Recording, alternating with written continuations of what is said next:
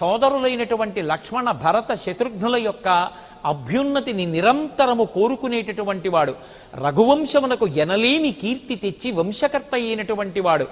ఆ పుట్టినటువంటి రఘువంశానికే ఎనలేని కీర్తి తెచ్చి రామచంద్రమూర్తి పుట్టినటువంటి వంశము అన్న పేరు తీసుకొచ్చి ఇచ్చినటువంటి వాడు. భక్తుల యొక్క అభీష్టములను తీర్చడంలో తనకు తానే సాటి అయినటువంటి వాడు.